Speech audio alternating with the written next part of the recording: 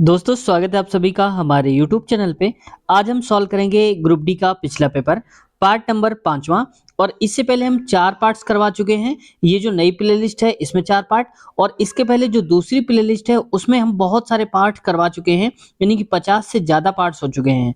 तो अगर आपने नहीं देखा तो प्लेलिस्ट में आप चेक कर लीजिएगा, मिल जाएगा, या फिर इसी वीडियो के नीचे डिस्क्रिप्शन में लिंक मिल जाएगी, वहां से भी आप देख सकते हैं।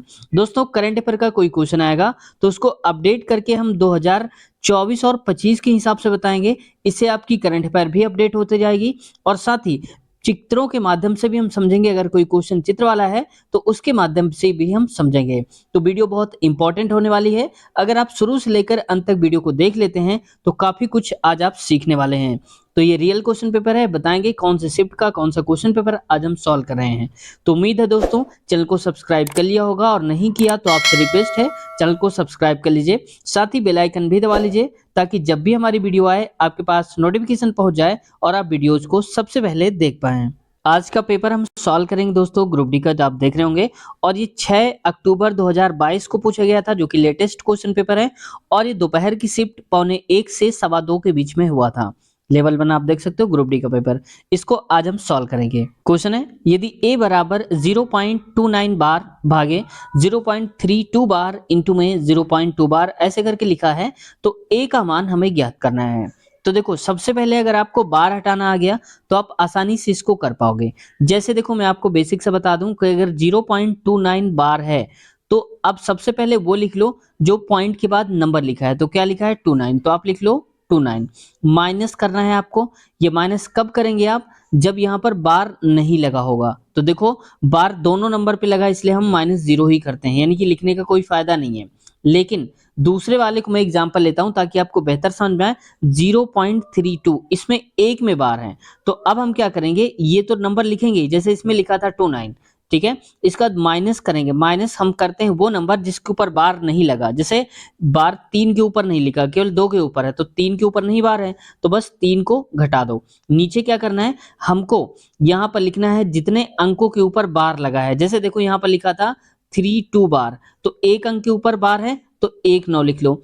कितने अंकों के बाद कितने अंकों के ऊपर बार नहीं लगा, तो 1 के ऊपर नहीं लगा तो 1 0। यानी कि जिसके ऊपर बार है जितने डिजिट के ऊपर उतने 9 लिखो, और जितने डिजिट के ऊपर बार नहीं है उतने 0 लगा दो। ठीक है, ऐसे करके सॉल्व करना है। तो ये बेसिक बता दिया। अब आते हैं इस क्वेश्चन में। तो अब देखो 0.29, तो मैं कहता हूं डायरेक्ट 29 अपान में 999 आ जाएगा, क्योंकि अभी बताया आपको भाग है तो भाग ही कर दो। आगे लिखा है 32, तो देखो 32 में से अगर आप 3 हटाओगे, बता दिया था, तो 32 में 3 हटाओगे तो कितना आएगा 29, और बटे में आएगा 99, माफ कीजिएगा 90 आएगा, क्योंकि यहाँ पर देखो 3 का मतलब है 0 और 2 का मतलब है 9, तो ये आएगा 29/90। तो मैं यहाँ पर लिख देता हूँ 29/90। अगला देखो लिखा है 2, वो 0.2 बार, तो 2/9 लिख दो, क्योंकि आगे कुछ है नहीं, और भागे लगा दो। ये लिखा है 15, तो 15 दोनों में बार लगा, इसलिए नीचे 2 बार 9 आ जाएगा। घटाएंगे कुछ है नहीं क्योंकि दोनों में बार लगा है, ठीक है। और प्लस का लिखा 0.3 बार, यानी कि 3/9 हो जाएगा। अब इसको भाग है, तो भाग को हम ऐसे लिख सकते हैं 29/99, और भाग को उल्टा करेंगे तो गुणा हो जाएगा, और नीचे वाली जो डिजिट है वो ऊपर चली जाती है जब हम भाग को गुणा लिख देते हैं ऐसे। तो 90 बटे हो जाएगा 29, फिर गुणा लगा है तो 2/9, और गुणे में हो जाएगा 99/15, प्लस है तो ये करिए। देखो 3/9 काटेंगे तो 3 एकम 3, 3 त्रिका 9, यानी कि 1/3 आ जाएगा। अब देखो ये 99 से 99 कट गया, 29 से 29 कट गया, 15 एकम 15, 15 छः का 90 आ गया, 3 दूनी 6 और 3 त्रिका 9 आ गया। बात समझ में आ रही है। इसका मतलब हो जाएगा यहाँ पर कितना, 2 दूनी 4, तो लिखेंगे 4/3 प्लस 1/3, तो ये टोटल हो जाएगा। यहाँ पर 3 3 नीचे है तो नीचे 3 लिख दो, ऊपर वाले जोड़ दो, 4 और 1 5, तो 5। अब इसको भाग देंगे तो 3 एकम 3 एक बार में जाएगा, 2 शेष बचेगा, और भाग किसे दिया है 3 से, तो ये आंसर आ जाएगा 1 सही 2/3। कहाँ लिखा है, ऑप्शन नंबर तीसरा करेक्ट आंसर। आगे बढ़ते हैं नेक्स्ट क्वेश्चन। क्वेश्चन है 3 - 4 sine square theta upon cos square theta को निम्न में से किस प्रकार सरल किया जा सकता है, यानी कि इसको सॉल्व करके हम क्या लिख सकते हैं। तो देखो हमारे पास लिखा है 3 - 4 साइन स्क्वायर थीटा, और नीचे क्या दिया है कॉस स्क्वायर थीटा। तो अगर हम साइन स्क्वायर थीटा को कॉस स्क्वायर बना लें कॉस स्क्वायर थीटा, तो हमारे लिए थोड़ा आसान हो जाएगा। तो जैसे देखो यहाँ पर 3 है माइनस ये 4 बार साइन स्क्वायर थीटा है, तो इसको हम लिख सकते हैं 3 साइन स्क्वायर थीटा और माइनस का एक बार और साइन स्क्वायर थीटा। भाई अगर जोड़ोगे आप तो 3 sine square theta 1 sine square theta, तो ये फिर से आ जाएगा। ठीक है, अब नीचे क्या लिखा है कॉस स्क्वायर में थीटा। अब देखो अगर इतने से इतने तक में हम 3 कॉमन ले लें, मान लो यहाँ 3 कॉमन ले लिया, तो अंदर क्या बचेगा 1 माइनस साइन स्क्वायर थीटा। बात समझ में आ रही है? और माइनस का हो जाएगा साइन स्क्वायर थीटा। नीचे क्या आ जाएगा, ये कॉस स्क्वायर थीटा नीचे पूरे लिखा था, तो दोनों को अलग अलग कर देते हैं, यानी कि कॉस, ये लिखा है कॉस स्क्वायर थीटा, और यहाँ पर भी लिख दो कॉस स्क्वायर का थीटा। ठीक है, अब देखो यहाँ पर हो जाएगा 1 माइनस साइन स्क्वायर थीटा क्या होता है कॉस स्क्वायर थीटा, क्योंकि हमारे पास पता है कि sine square theta plus cos square theta बराबर वैल्यू 1 होती है, तो ये इधर जाएगा तो क्या हो जाएगा कॉस स्क्वायर थीटा, तो ये पूरा कॉस स्क्वायर थीटा हो जाएगा। तो कॉस स्क्वायर थीटा से कॉस स्क्वायर थीटा कट जाएगा। अब यहाँ पर देखो इसको थोड़ा ऐसे करता हूँ, तो ये बचेगा क्या 3 माइनस का, अब साइन स्क्वायर थीटा अपान में कॉस स्क्वायर थीटा, इसको क्या लिख सकते हैं टेन स्क्वायर थीटा, तो यहाँ पर हो जाएगा टेन स्क्वायर थीटा, यानी कि 3 minus ten square theta answer आ जाएगा। ऑप्शन नंबर दूसरे में करेक्ट आंसर लिखा हुआ है। क्वेश्चन है अप्रैल 2022 तक प्राप्त जानकारी के अनुसार भारत में बीमा क्षेत्र में एफडीआई की सीमा कितनी है। तो ये दोस्तों 2022 के हिसाब से पूछा है, तो ये अधिकतम था 74%। ठीक है, लेकिन अब आपसे 22 का नहीं 2025 का पूछेगा, तो 2025 के हिसाब से 74% से बढ़ाकर अब सीधे 100% कर दिया गया है। तो अब ऑप्शन जहां पर मिलेगा 100% वही सही हो जाएगा, यानी कि अधिकतम 100%। अब ये वाला डेटा आप याद रखना 2025 के हिसाब से। एक निश्चित कोड भाषा में DFGLM को EHJPR लिखा जाता है, तो इसी को HBEK जैसे करके IDH लिखा जाता है, तो उसी कोड भाषा में टेको को हम किस प्रकार से लिख सकते हैं। तो पहले तो ये देखो कि इनको चेंज कैसे किया गया होगा। तो देखो मैं पहले लिख देता हूं यहाँ पर टेको जो लिखा हुआ है TECKO। अब देखो यहाँ डी को ई लिखा गया है, यानी कि डायरेक्ट इसके आगे वाला लेटर लिख दिया गया। वहीं एच के बाद देखो आई आता है तो आई लिख दिया गया है। ये तो फिक्स है कि टी के बाद क्या लिख देंगे, टी के बाद यू आएगा, तो यहाँ पर डायरेक्ट हम यू लिख देंगे। अब सेकंड नंबर पे देखो एफ के बाद आया है एच, यानी कि एफ के बाद क्या आता है जी, एक का गैप कर दिया है। वहीं देखो बी के बाद डी आया है, यानी कि सी का गैप, एक का गैप, तो हम भी ई के बाद एफ आता है तो एफ को छोड़ेंगे तो आ जाएगा जी। अब देखो यूजी सब में कॉमन है यूजी यूजी, तो ऐसे में हमें क्या करना होता है पहले और दूसरे वाले चेक करना ही नहीं करना है। ठीक है, मैंने समझाने के लिए बता दिया है, लेकिन चेक करना ही नहीं है क्योंकि सब में सेम आ रहा है। हमें यूनिक लेटर देखना है। यूनिक का मतलब अब लास्ट में भी देखो टी टी आ रहा है, एस एस आ रहा है, तो पहले हम एक काम करते हैं इसका तीसरा वाला लेटर चेक कर लेते हैं। तीसरा, तो इनका तीसरा देखो जी के बाद आया है जे, कैसे आया होगा जी के बाद आता है एच आई फिर आता है जे, यानी कि 2 का गैप करना है। तो वैसे देखो सी के बाद क्या आता है डी और ई, इनका गैप करके क्या आ जाएगा एफ, तो यहाँ पर आ जाएगा एफ। ये बात तो फिक्स हो गई कि यूजी एफ आएगा, तो यूजी एफ ना तो सेकंड में है ना ही थर्ड में है, पहला और चौथे में दिया है यूजी एफ। अब देखो लास्ट का टी और टी सेम है, कितना घुमाया है इस क्वेश्चन को। अब हमें ये यूनिक लेटर चेक करना है, तो देखो एल को पी लिखा है तो कैसे लिखा होगा, जैसे एल के बाद क्या आता है एम एन ओ फिर आता है पी, तो इन 3 का गैप करा है तो हम भी अब 3 का ही गैप करेंगे। तो ओ के बाद क्या आता है, ओ छोड़ दो, आप के बाद देखो के के बाद आता है एल एम एन, ये 3 छोड़ के क्या आएगा ओ आएगा, तो बस ओ आना चाहिए। तो देखो यहाँ पर आ रहा है यूजी एफ ओ, जबकि यहाँ पर एफ के बाद पी आ रहा है, तो सही उत्तर कौन सा हो जाएगा चौथा वाला। ठीक है, आगे बढ़ते हैं। डैश पर क्लोरीन की अपक्रिया द्वारा ब्लीचिंग पाउडर निर्मित होता है। तो देखो पहले इसकी अपक्रिया को हम समझ लेते हैं। तो ये होता है हमारे पास सी ए और ब्रैकेट के अंदर ओ एच का होल ट्वाइस, ये फार्मूला होता है, प्लस इसमें क्या लगाते हैं क्लोरीन से क्रिया करा रहे हैं तो Cl2 कर दो। अब यही जो बनेगा, मैं आगे जगह नहीं तो यहाँ लिख देता हूँ, ये बनेगा CaOCl2 प्लस इसके आगे बनता है H2O, यानी कि जल बनता है। तो देखो Ca यहाँ पर है, Ca यहाँ पर है, O2 है तो एक O ये है, एक O, 2 O है, H2 है तो यहाँ देखो H2 है, Cl2 है तो Cl2 आ गया, यानी कि ये बनता है CaOCl2। लेकिन हम किस पर अभिक्रिया करा रहे हैं, यहाँ पर करा रहे हैं CaOH का होल ट्वाइस से अभिक्रिया क्लोरीन के साथ करा रहे हैं, करे ना कि डैश के साथ, तो इसके साथ CaOH का होल ट्वाइस कैल्शियम हाइड्रोक्साइड। ठीक है, सही उत्तर पहला हो जाएगा, तीसरा हो जाएगा हमारा करेक्ट आंसर। वह द्विघात समीकरण ज्ञात करें जिसके मूल √3+1 और √3-1 है।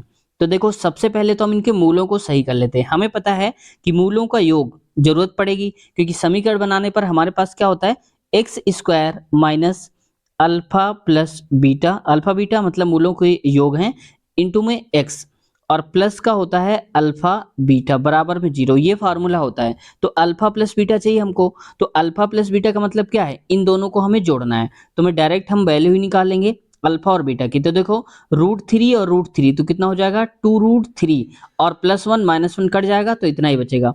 अल्फा बीटा हमें चाहिए, तो अल्फा बीटा का मतलब दोनों का गुणनफल। तो आप बताओ ये a प्लस बी और a माइनस बी फार्मूला लग रहा है, तो a plus B a minus B क्या होता है, √3 का स्क्वायर 3 हो जाएगा, और 1 का स्क्वायर क्या हो जाएगा 1, माइनस लगा के, तो 3 में से 1 गया तो क्या आएगा 2। तो बस यही वैल्यू रख दो। तो एक्स स्क्वायर माइनस अल्फा और बीटा की value 2√3x plus alpha beta कितना है, ये 2 है, तो 2 बराबर में 0। तो यही हो जाएगा फॉर्मूला, एक्स स्क्वायर माइनस का 2√3x, तो कहाँ लिखा है, ये लिखा हुआ है। ऑप्शन नंबर चौथा ही हमारा करेक्ट आंसर है। नेक्स्ट क्वेश्चन है, निम्न में से कौन सा रासायनिक समीकरण गलत है, तो गलत वाला बताना है। तो सबसे पहले इनका संतुलन देख लो कि सही है या फिर नहीं है।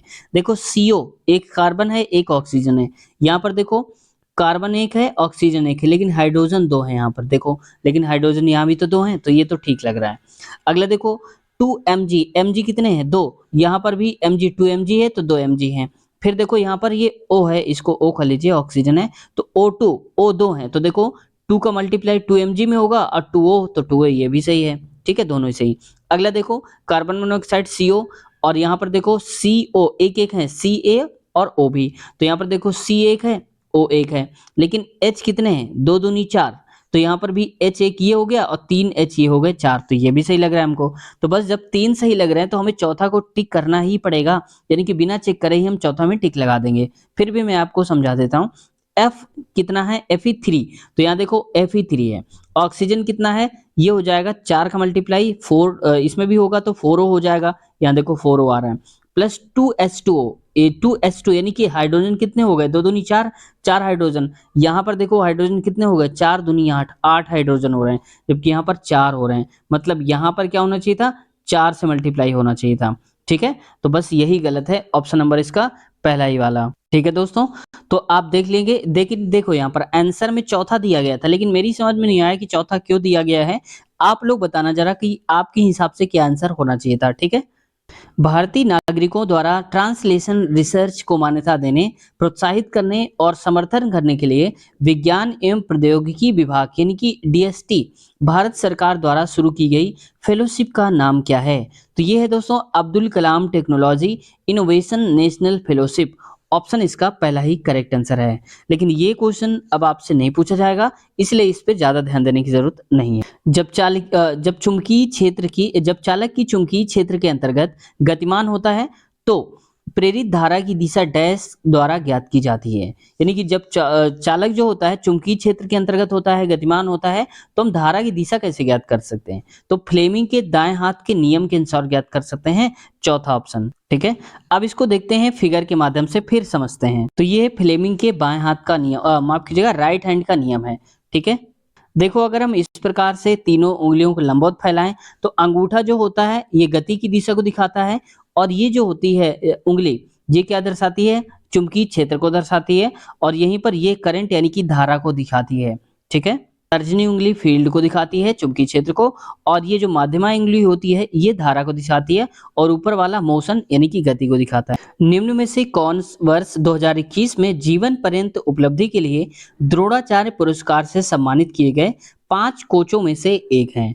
तो ये दोस्तों जो सरकार तलवार थे, ऑप्शन नंबर इसका दूसरा सही उत्तर है। लेकिन अब 2021 का नहीं पूछा जाएगा, आपसे 2025 को पूछा जाएगा। तो 2025 में कुल 3 लोगों को मिला है, मैं उनके नाम बता देता हूँ। ये पहले हैं सुभाष राणा, जो कि पैरा निशानेबाजी से संबंधित है, और दूसरे दीपाली देश पांडे हैं, ये भी निशानेबाजी से हैं, ठीक है, और ये कोच है पहले की। और थर्ड नंबर पे संदीप सांगवान, जो कि हॉकी के कोच हैं। इन तीनों को मिला है 2025 में, ठीक है, कौन सा अवार्ड, द्रोणाचार्य पुरस्कार। और द्रोणाचार्य पुरस्कार हमेशा कोच को ही मिलता है, जो वहां पर दूसरों को ट्रेंड करते हैं, सिखाते हैं, उन्हीं को दिया जाता है। अच्छा, आप लोग बताना कि द्रोणाचार्य अवार्ड की शुरुआत कब हुई थी। ठीक है, आप लोग देखते हैं कितने लोग सही पता है। पाइप ए और एक टैंक को 8 घंटे में भर सकता है, यानी कि ए जो पाइप है वो 8 घंटे में भर देता है, और पाइप बी और सी पूरे भरे टैंक को क्रमशः 20 घंटे और 15 घंटे में खाली कर सकते हैं। यानी कि ये दोनों खाली करने वाले हैं, बी और सी, जो कि बी 20 घंटे में और सी 15 घंटे में खाली कर देता है। पाइप ए और बी को एक साथ 5 घंटे के लिए खोला जाता है और फिर बी को बंद कर दिया जाता है। फिर क्या होता है कि बी को बंद करने के बाद सी को तुरंत खोल दिया जाता है। ए पहले से चालू ही रहता है, यानी कि ए जो है वो बी के साथ भी चलता रहता है। फिर कुछ देर बाद ए तो चालू रहता है, फिर बी बंद करके सी को खोल दिया जाता है। बताना है कुल कितने समय में भर जाएगा, जो टैंक हमारा है कितनी देर में भर जाएगा। तो सबसे पहले आप क्षमता निकालो। तो ए की क्षमता कितनी है, 8 घंटे में भर सकता है, ये तो कैपेसिटी है उसकी। लेकिन हम पूरी वैल्यू निकालेंगे तो बी भरता है 20 घंटे में, खाली करता है तो बी 20 में, और वहीं पर सी 15 घंटे में। तो बस आप इन सब का एलसीएम ले लो। तो जब एलसीएम लेंगे तो आ जाएगा 120। एलसीएम मैंने बताया था, ठीक है, या कोई वीडियो बना दूंगा, उसमें आप देख लेना डिटेल से। देखो 8 से भाग देंगे तो कितना हो जाएगा, 8 एकम 8 और बचा 4, तो 8 पन 40, यानी कि 15 8 120। 20 छक्का 120, 6 बार में मिल गया। 15 का पहाड़ा पड़ा वो 120 मिल जाए, तो 15 15 अट्ठे 120, तो 8 बार में जा रहा है। इसका मतलब ए तो भर रहा है तो इसलिए प्लस कर दो, बी खाली कर रहा है और सी खाली कर रहा है। तो ए की क्षमता के लिए 15 है, बी की 6 है, घटा रहे हैं यानी कि खाली करने वाले हैं, और सी की क्षमता है 8। बोला गया क्वेश्चन में कि ए और बी को खोला गया, तो ए की क्षमता कितनी है 15, और बी की क्षमता कितनी है 6, क्योंकि ये खाली करेगा इसलिए 6 एक कम भी तो करेगा। और कितनी देर तक चलते रहे, ये चलते रहे दोस्तों पूरे 5 घंटे तक। तो 5 घंटे तक चला दो इनको। तो 15 में से 6 गया तो 9 आएगा, तो 9 गुणे में 5, तो 9 पन्ना 45, यानी कि 45 टंकी भर जाएगी। कितनी देर में, 5 घंटे में। तो मैं यहाँ पर लिख देता हूँ 45 भर जाएगी, लेकिन कितनी देर में, 5 घंटे में। चलो यहाँ लिख देता हूँ 5 घंटे में भर जाएगी, ठीक है, याद रखना। अब 45 भर गई थी हमारे पास कितनी, 120। तो आप 45 हटा दो 120 में से, 10 में 5 गया तो 5 आएगा, और 1 में से 4 जाएगा नहीं, तो 11 में 4 गए 7, यानी कि 75 आ जाएगा। हमारे पास जो टंकी बची है वो 75 लीटर बची हुई है भरने के लिए, तो 75 है। अब क्या बोला गया, कह रहा है कि बी को बंद कर दिया, चलो बंद हो गई बी, सी को तुरंत खोल दिया, तो अब ए की क्षमता तो वही रहेगी। तो ए की क्षमता कितनी थी 15, और सी की क्षमता कितनी थी, सी की क्षमता है यहाँ पर 8, क्योंकि ये खाली कर रहा है तो इसलिए माइनस का 8 करोगे आप, ठीक है। बराबर में हो जाएगा 15 बटे में, और 15 में से 8 गया तो 15 में से 8 गया तो कितना आ जाएगा, ये आ जाएगा 8 7 15, यानी कि 7 आ जाएगा, ठीक है। तो इसको आप डिवाइड कर लो, तो 10 7 एक कम 7, 0 लगा दो, बचा ऊपर 5 और यहाँ पर 7। देखो 10 सही 5 बटे 7 घंटा तो बी के साथ चला ए, और बी ने 5 घंटे और मेहनत करी थी ये, ठीक है। तो कितना हो जाएगा, 5 घंटे ये वाले और 10 घंटे ये वाले, यानी कि 15 घंटे ये, और 5 सही 7 5 15 सही 5 बटे 7 घंटे लगेंगे। तो ऑप्शन नंबर दूसरा ही करेक्ट आंसर हो जाए, ठीक है। तो बस जैसा जैसा बोला जा रहा है वैसे ही हमको करते जाना है। मंडलीक की आवर्त सारणी का उपयोग करते हुए Ba और K यानी कि बेरिलियम और पोटेशियम के ऑक्साइडों के लिए सही सूत्र बताना है। तो ये है BaO बेरिलियम ऑक्साइड और पोटेशियम ऑक्साइड यानी कि K2O। तो ऑप्शन इसका चौथा ही करेक्ट आंसर हो जाएगा।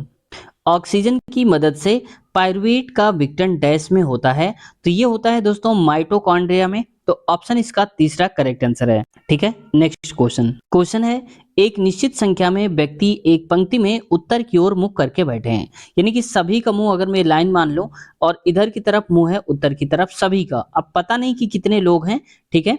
अब कह रहा है कि ए डी के बाईं ओर चौथे स्थान पर है, और ऐसे करके क्रम देख रखा है। तो जब कभी ऐसा क्रम दिया जाए तो पहले ये देखो कि पूछा क्या गया है, वो इंपॉर्टेंट होता है।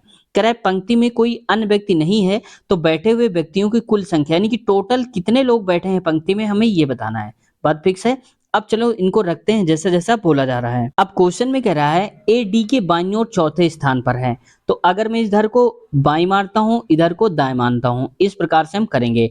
तो ए डी के बाईं ओर चौथे स्थान पर है, तो बाईं ओर अगर मैं कहता हूं कि डी ये बैठा है, तो डी के बाईं ओर चौथे स्थान पर पहला, दूसरा, तीसरा और चौथे स्थान पर ए यहां पर बैठा हुआ है, समझ गए आप। अब आगे कह रहा है, अब ए और डी, देखो हमने रख दिया ए और डी, तो हमें पीएल और केएल से मतलब नहीं है, हमें डी से या ए से कोई संबंध मिलना चाहिए। तो यहाँ केवल मिल रहा है डी के बाईं ओर चौथे स्थान पर है, तो डी जो बैठा है वो के चौथे स्थान पर है, लेकिन कब, बाईं ओर है। इसका मतलब 1 2 3 और यहाँ पर कोई ना कोई बैठा होगा, के बैठा है तो यहाँ पर लिख दो आप के। भाई देखो ना, के बाईं ओर तो पहला, दूसरा, तीसरा और चौथे स्थान पर डी आ गया, तो ये तो बोला रहा है चौथे स्थान पर बैठा हुआ है। अब के कह रहा है पी के दाईं ओर किसी स्थान पर बैठा है, जो पी है वो के दाईं ओर है, यानी कि यहाँ पर कहीं पर बैठा हुआ है, हमें पता नहीं है कितने लोग हैं, लेकिन यहाँ पर कहीं बैठा हुआ है। ठीक है, अब आगे देखो, यहाँ पर कह रहा है पी और एल के बीच में केवल 2 व्यक्ति हैं। इसका मतलब अगर हम ये मान लेते हैं पी और एल के बीच में 2 व्यक्ति हैं, तो अभी हम फिक्स नहीं कह सकते ना कि यहाँ पर पी बैठा है कि यहाँ पर बैठा है, तो इसलिए ये बात है कि इधर ही कहीं पर पी बैठा होगा। ठीक है, अब यहाँ से देखो कह रहा है के एल के बाईं ओर ठीक बगल में है, तो यानी कि जो के है एल के बाईं ओर, इसका मतलब तुरंत बाद यहाँ पर क्या होगा, एल, तो एल के बाईं ओर ही तो के बैठा है बगल में। अब आगे यहाँ से देखो पी और एल के बीच में 2 व्यक्ति हैं, अब एल हमें मिल गया और पी हमारा कहाँ होगा, तो यहाँ होगा 1 और 2, यानी कि पी। ठीक है, पी और एल के बीच में केवल 2 लोग हैं। अब यहाँ पर कह रहा था पी बैठा है, तो देखो पी आ गया यहाँ पर। अब क्वेश्चन में है कि यदि पंक्ति में कोई और व्यक्ति नहीं, यानी कि यही है, इनके अलावा कोई नहीं है, तो बैठे हुए व्यक्तियों की कुल संख्या बतानी है। तो संख्या बता दो आप, तो देखो काउंट कर लो आप, यहाँ से भी काउंट कर सकते हो, 1 2 3 4 5 6, बिंदी का मतलब है कि यहाँ पर आप गिनना, 7 8 9 10 11 12 और 13, कितने हो गए टोटल, 13 लोग हो जाएंगे। तो ऑप्शन नंबर हमारा सही हो जाएगा तीसरा वाला, ऑप्शन तीसरा करेक्ट है। निम्नलिखित में से भारत के कौन से राज्य आम्र वर्षा यानी कि मैंगो शावर शब्द से संबंधित हैं? तो ये दोस्तों आम्र वर्षा जो होती है ये केरल और कर्नाटका में होती है, चौथे नंबर का सही उत्तर है। अब आम्र वर्षा को जान लेते हैं कि आम्र वर्षा होती क्या है। तो देखो आम्र वर्षा का मतलब होता है जो मानसून से पहले की बारिश होती है। ठीक है, जैसे मानसून आता है जुलाई में, तो उसके पहले लगभग जून के आसपास जो बारिश होती है उसको हम बोलते हैं, या उससे भी पहले आप मान लो। ठीक है, क्योंकि यहाँ पर जो चलता है ये मान के चलते हैं हम लोग कि यहाँ पर मई से शुरुआत हो जाती है मानसून की, तो मानसून से पहले यानी कि अप्रैल महीने में जो बारिश होती है, इसी बारिश को हम आम्र वर्षा बोलते हैं। ठीक है, इसको अप्रैल की बारिश के नाम से भी जानते हैं और गर्मियों के अंत में होती है। आम्र वर्षा क्यों जानते हैं, क्योंकि दोस्तों ये जो आम की फसल होती है आप जानते होंगे, उस वक्त आमों का सीजन चल रहा होता है, तो आमों को पकने में बहुत मदद करती है जो बारिश होती है, क्योंकि बारिश होते ही आम पकने लगते हैं पेड़ों पर। तो ये इसको मैंगो शावर के नाम से भी जानते हैं, इसलिए यहाँ पर ऑप्शन नंबर इसका क्या हो जाएगा, चौथा। पूछा गया था कि कौन से राज्य से संबंधित है, तो सबसे पहले बारिश जो होती है वो केरल और कर्नाटका में होती है, आप जानते होंगे, तो ऑप्शन इसका चौथा ही करेक्ट आंसर हो जाएगा। यदि प्लस का अर्थ गुणा है, माइनस का प्लस और गुणे का अर्थ भाग है और भाग का अर्थ माइनस, तो निम्न समीकरण में प्लस चिन्ह के स्थान पर क्या आएगा। ये यहाँ पर इक्वेशन दिया है, इसको बताना है क्या आएगा। चलो सॉल्व करते हैं। यहाँ पर लिखता हूं मैं 4, अब प्लस लगा था तो प्लस की जगह हमें करना है गुणा, डायरेक्ट आप करते जाओ। 22 और गुणा का अर्थ क्या है, भाग, तो यहाँ पर करेंगे भागे में 2 और भाग लगा है इसके बाद, तो भाग कहाँ लिखा है, भाग का अर्थ है माइनस, तो माइनस का 4, फिर आया है माइनस और माइनस को हम क्या लिखते हैं, प्लस, तो प्लस का 9, ये इक्वेशन बना। तो हमने बताया था आपको दोस्तों कि जब कभी कई साइन आ जाए, जैसे गुणा गुणा भाग जोड़ घटाओ, तो सबसे पहले आप भाग सॉल्व करो, फिर गुणा जोड़ और फिर घटाना सॉल्व करो, इस क्रम में आपको करना है। तो पहले देखो भाग सॉल्व करेंगे, तो इसको हम भाग देंगे, यानी कि 22 बटे में 2, 2 है तो 2 एकम 2, 2 एकम 2 एकम यानी कि 11 आ जाएगा। तो इसका मतलब हो जाएगा हमारे पास 11 आंसर। 4 गुणे में 11, माइनस का 4 प्लस का 9, तो 11 चौक 44, माइनस का 4 प्लस का 9, जोड़ आप कर दो या माइनस, बात वही, आंसर वही आएगा। तो 44 में से 4 हटा दो तो आ जाएगा 40 और 9 जोड़ दो तो हो जाएगा 49। ठीक है, तो 49 से उत्तर हो जाएगा ऑप्शन नंबर तीसरा वाला। अब ये मत आप सोचिएगा कि सर आपने तो बोला था कि जोड़ के बाद घटाव सॉल्व करते हैं, तो आप कर सकते हो, आंसर वही आएगा। जैसे देखो ये मान लो 44 और 9 कितना होता है, 53 होता है, और 53 में से अगर आप 4 हटा दोगे तो कितना बचेगा, ये 49 ही तो बचेगा। तो 49 ऑप्शन नंबर तीसरा करेक्ट आंसर हमारा हो जाएगा। नेक्स्ट क्वेश्चन की तरफ बढ़ते हैं। क्वेश्चन है, एक पिता और पुत्र की आयु के बीच का अंतर 35 साल है, यानी कि 35 वर्ष। अब से 5 वर्ष बाद पिता की आयु पुत्र की आयु की दोगुनी होगी, तो पुत्र की वर्तमान आयु ज्ञात करिए। पहले इसको बेसिक से समझते हैं, कैसे करेंगे। तो पिता है एक, ये मान लो कि पिता है और ये है इनका जो पुत्र है।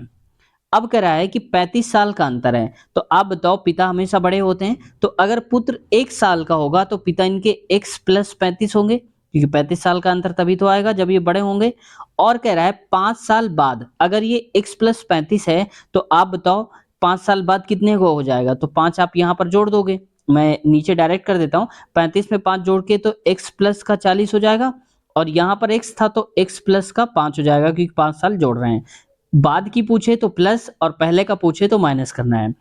अब कह रहा है पिता की आयु पुत्र की आयु का दोगुनी हो जाएगी, तो पिता की आयु तो ये है x प्लस 40, पुत्र की आयु का दोगुना, तो पुत्र की आयु क्या है x प्लस 5, इसका दोगुना करो ये। अब सॉल्व कर लो, x बराबर कर लो यहाँ पर x प्लस 40 बराबर में 2x प्लस 5 दूनी 10, तो 10 हो जाएगा। अब x को इधर भेज दो और इसको इधर ले आओ, तो 40 माइनस का 10 हो जाएगा बराबर में 2x माइनस का x। तो 40 में से 10 गया तो 30, और 2x में से x गया तो x बचेगा, यानी कि x की वैल्यू आ जाएगी 30। पूछा क्या था हमारे पास, कह रहा था पुत्र की वर्तमान आयु, तो पुत्र की वर्तमान आयु मतलब x हमने मानी थी, और x की वैल्यू आ गई है 30, तो बस 30 कहाँ लिखा है, ऑप्शन नंबर दूसरे में। आगे बढ़ते हैं। लवण जल के विद्युत अपघटन द्वारा इनमें से कौन सा उत्पाद बनता है, तो ये सोडियम हाइड्रोक्साइड बनता है दोस्तों। तो ऑप्शन इसका चौथा ही करेक्ट आंसर हो जाएगा। इसके फार्मूले की अगर हम बात करें तो ये फार्मूला होता है सोडियम Na प्लस जल मिला रहे हैं यहाँ पर क्योंकि लवण जल, तो H2O करेंगे, और आगे अगर हम देखेंगे तो ये हो जाएगा NaOH, ठीक है, प्लस आगे बन जाएगा H2 यानी कि हाइड्रोजन गैस, ये बनेगा। तो सोडियम हाइड्रोक्साइड NaOH की बात हो रही थी। निम्न में से किसने राजस्थान में जोधपुर के निकट स्थित खेजड़ी गांव में खेजड़ी पेड़ों की सुरक्षा के लिए 363 अन्य लोगों के साथ अपने जीवन का बलिदान दे दिया था। आप समझ सकते हो कितनी बड़ी बात है कि यहाँ पर 364 लोगों की बलिदान हो गई थी, शहीद हो गए थे, 63 ये हो गए, और एक यहाँ पर एक लोग और थे जिनका नाम ले। तो ये है दोस्तों अमृता देवी बिश्नोई। तो देखो बिश्नोई समाज के जो लोग होते हैं दोस्तों, उनको बहुत ज़्यादा लगाव होता है एक विशेष प्रकार के जो पेड़ होते हैं खेजड़ी, उनसे लगाव होता है, और साथ ही जो जंगली पशु होते हैं उनसे भी, खास करके जो हिरन होते हैं जैसे काला हिरन, आपने नाम सुना होगा सलमान खान वाला केस, तो यही थे बिश्नोई समाज के जो लोग थे, इन्होंने इनको देख लिया था, क्योंकि ये बिश्नोई समाज के लोग पेड़ों को और हिरन को यानी कि जीव जंतुओं को इनको अपने घर के सदस्य की तरह ही मानते हैं। तो अगर इन पर कोई अत्याचार करता है या इनका शिकार करता है तो इनको उतना ही दुख होता है जितना ही अपने परिवार के सदस्य के खोने का। तो पेड़ों को बचाने के लिए इन्होंने 363 लोगों के साथ बलिदान दे दिया था, किसने, अमृता देवी बिश्नोई ने। तो बिश्नोई समाज के सारे लोगों की बात हो रही है, ठीक है। तो एक हिसाब से अच्छा भी है कि पर्यावरण को बचाने के लिए कितना मुहिम चला रहे हैं ये लोग, हम सबको भी इनका साथ देना चाहिए। तो ऑप्शन इसका चौथा करेक्ट आंसर है। अरोड़ा ने 25 रुपए की में 8 की दर से केले खरीदे, यानी कि 25 में 8 खरीदे और 20 में 6 की दर से बेच दिए, उसका प्रतिशत लाभ या हानि ज्ञात करिए, यानी कि उनको लाभ हुआ या फिर हानि। तो सबसे पहले देखो 25 रुपए में कितने मिल रहे हैं, ये मिल रहे हैं 8, वहीं बेचने की बात हो रही है तो ये 20 रुपए में कितने बेच रही हैं, 6। तो ऐसे में आप जो सामान है उसको बराबर कर लो, यानी कि 8 यहाँ थे और यहाँ पर 6 थे। अब यहाँ पर 8 और 6 का अगर एलसीएम लेंगे तो 24 होता है, इसका मतलब 8 को हम 24 बनाएंगे तो 3 से गुणा करा दें, तो यहाँ भी हम 3 से गुणा कराएंगे। यहाँ पर देखो 6 चौक 24, 4 से गुणा, तो यहाँ भी 4 से गुणा कराना पड़ेगा। तो ये हो जाएगा 25 3 75 की वैल्यू हो जाएगी, 8 3 24, और यहाँ 20 चौको 80 की वैल्यू हो जाएगी 24। तो सामान बराबर है, इनको छोड़ दो। अब 75 रुपये उसने कोई चीज़ खरीदी थी, 80 रुपये में बेच दिया, तो आप बताओ कितने रुपए एक्स्ट्रा मिले होंगे उसको, तो मिले होंगे 5 रुपये। तो लिख दो 5, खरीदा कितने में था, 75 में, प्रतिशत निकालना है इसलिए गुणे 100 कर दो, ठीक है। 25 चौको 100, 25 3 75, तो ये आ जाएगा 4 पंचे 20, तो 20 बटे में 3, ठीक है। 3 छंग 18, 2 बटे में 3 हो जाएगा, यानी कि 6 सही 2 बटे में 3% क्या हुआ, उसको लाभ हुआ है, क्योंकि 75 रुपये में खरीदी थी, 80 में बेच दिया तो लाभ। तो ऑप्शन नंबर तीसरा इसका करेक्ट आंसर हो जाएगा। यदि गुणा का अर्थ माइनस है और माइनस का भाग है, देखो अभी जैसे ऊपर आया था क्वेश्चन, सेम वही क्वेश्चन है, बस वैल्यू चेंज कर दी है। तो हम डायरेक्ट उसको रखते जाते हैं ताकि आपका टाइम भी वेस्ट ना हो और आप सही से कर भी पाओ। तो यहाँ पर लिखा था 27। अब देखो यहाँ पर भाग लिखा है, भाग का अर्थ क्या होता है? प्लस। तो यहाँ पर करेंगे प्लस 288। अब देखो प्लस लिखा था और प्लस का अर्थ यहाँ पर क्या है? गुणा करना है। तो गुणे में कर दीजिए 2, फिर यहाँ गुणा है और फिर यहाँ गुणा है, 2 बार गुणा है। तो गुणे का अर्थ क्या है? माइनस है। दोनों बार आप माइनस कर दीजिए और फिर इसके बाद देखो गुणा है तो यहाँ पर फिर 2 लिखेंगे और फिर माइनस का 22 करेंगे। इसके बाद माइनस लगा है और माइनस का अर्थ है भाग, तो यहाँ पर भागे 2 दे दीजिए। अब हमने बोला था आपको सबसे पहले भाग सॉल्व करेंगे, गुणा, जोड़ और फिर घटाना। तो भाग सॉल्व करेंगे तो ये आ जाएगा, यानी कि 22/2 तो कितना आ जाएगा? 11 आ जाएगा। तो इसका मतलब यहाँ लिखेंगे 11, तो ये हो जाएगा 11। तो अब आगे देखो 27 प्लस का, और हमें इसके बाद करना होता है गुणा। तो 2 अट्ठे 16, 2 अट्ठे 16, 1 17, 2 दूनी 4, 1 5, यानी कि 576। यहाँ पर लिखा था माइनस का 2 और माइनस का 11। अब ये माइनस माइनस है, पहले चलो इन्हीं को जोड़ लो आप। 7 6 13 होता है और 7 2 9 1 10, 5 1 6, 603 में से माइनस, दोनों माइनस के इसलिए आप जोड़ लो। 11 2 13 तो 13 हो जाएगा। अब 603 में से 13 हटा दो, यानी कि 603 में से 13 का 3 हटा दो, यानी कि 600 में हमें 10 हटाना है। तो कितना बचेगा? 590 बचेगा। आप कैसे भी सब्ट्रैक्ट कर लेना, मैंने अपने हिसाब से करा है। तो आप घटाने के लिए चाहे जैसे घटा लो, नहीं आ रहा तो 603 13 करके भी आप घटा लो, जैसा भी आपको ठीक लगे। 590 आ रहा है तो ऑप्शन इसका हो जाएगा तीसरा वाला करेक्ट आंसर। ठीक है, उम्मीद है आपको समझ में आ गया होगा। क्वेश्चन है यहाँ पर बड़ा अड़गड़ दिख रहा है। MNOP एक ऐसा चतुर्भुज है जिसका प्रत्येक कोण समकोण है। भुजा MN भुजा OPO के बराबर है और भुजा MP भुजा NO के बराबर है और इसके दोनों विकर्ण 90 डिग्री पर प्रतिच्छेद नहीं करते। MNOP किस प्रकार का चतुर्भुज है? पहली बात, यहाँ से एक बात आप पकड़ो, इसमें कह रहा है प्रत्येक कोण समकोण है। तो समकोण कब होगा? या तो वो क्या होगा, यहाँ पर आयत होगा, और या तो यहाँ पर वो क्या होगा, ये होगा वर्ग। दो ही कंडीशन हो सकती हैं, क्योंकि 90 90 सब में तभी तो बनेगा, इनमें दो ही कंडीशन हो गई।